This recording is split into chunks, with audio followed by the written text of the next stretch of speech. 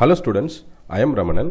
இந்த வீடியோவில் class 10 unit exercise 5 இருந்து sum number 7 பார்க்க போகிறோம். The owner of a milk store finds that he can sell 980 liters of milk each week at 14 rupees per liter and 1220 liters of milk each week 16 rupees per liter.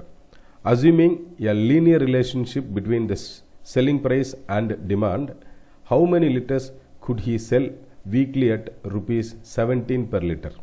ஒரு பால் கடை உரிமையாளர் 1 litre ரூபாய் 16 வீதம் ஒரு வாரத்திற்கு 1220 லிட்டரும் 1 litre ரூபாய் 14 வீதம் வாரத்திற்கு 980 லிட்டரும் விற்பனை செய்கிறார்.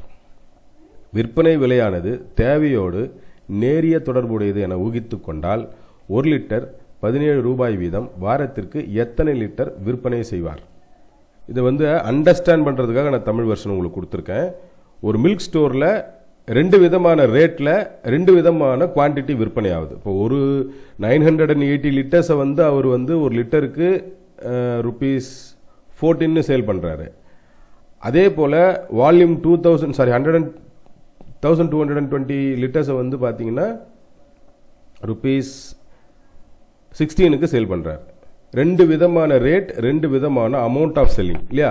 அப்போ 17 ரூபாய்க்கு அவர் எத்தனை லிட்டர் சேல் பண்ணுவார் அப்படின்னு கொஸ்டின் கேட்குறாங்க. இப்போ இது ஒரு பார்ட் ஆஃப் நம்ம 2 பாயிண்டாக எடுத்துக்கிட்டோம்னா, இப்போ இது ரெண்டுத்தையுமே, அதாவது 14,980 ஒரு பாயிண்டாகவும் 16,1220 இதை ஒரு பாயிண்டாகவும் எடுத்துக்கிட்டோம்னா, அவங்க கொடுத்துருக்காங்க assuming the linear relationship between the selling price அப்படின்னு கேட்டால், லாஸ்ட்டாக நம்ம என்ன பண்ணிக்கலாம்னா, இது எந்த பாயிண்ட், இது எக்ஸோட வேல்யூ இல்லையா? இந்த 17ங்கிறது எக்ஸோட வேல்யூ, ஒயோட வேல்யூ ஈஸியாக கண்டுபிடிச்சிடலாம்.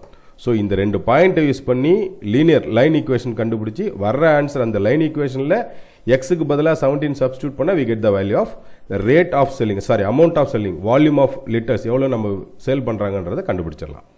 ஸோ நமக்கு தெரியும் இது 2 பாயிண்ட்னு வரும்போது இது x1 y1, இது x2 y2. இங்கே கொடுத்துருக்கிற ஒரு ரொம்ப முக்கியமான விஷயம், அஸ்யூமிங் எ லீனியர் ரிலேஷன்ஷிப் அப்படின்னா லைன், அதான் அர்த்தம் அதுக்கு.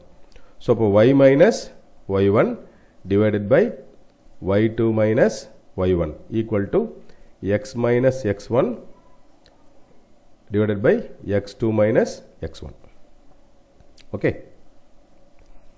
Substituting on this point, y minus y1 oda value 980 divided by y2 minus y1 இல்லையா? 1220 minus 980.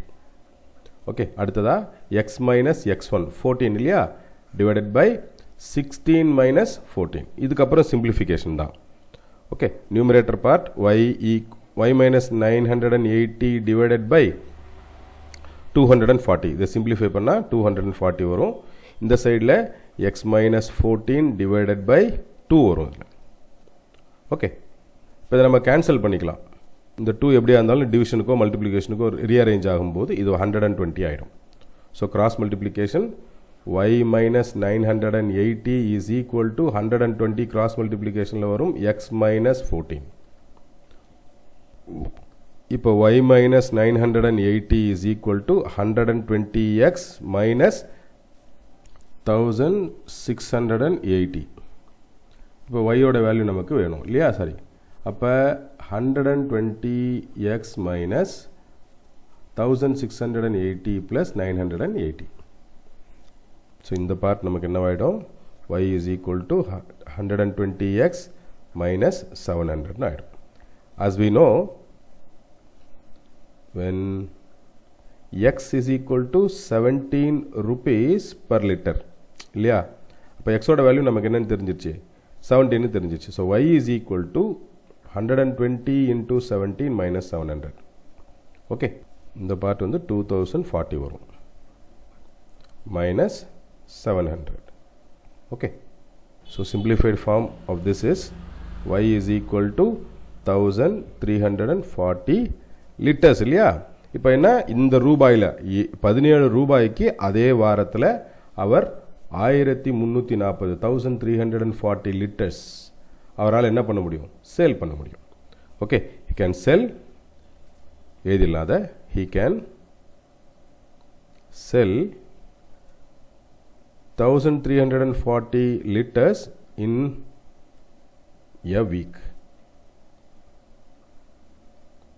ஓகே, நான் நடத்தின இந்த சம் உங்களுக்கு ரொம்ப ஈஸியாக புரிஞ்சிருக்குன்னு நினைக்கிறேன் ஸ்டூடெண்ட்ஸ். தேங்க்யூ.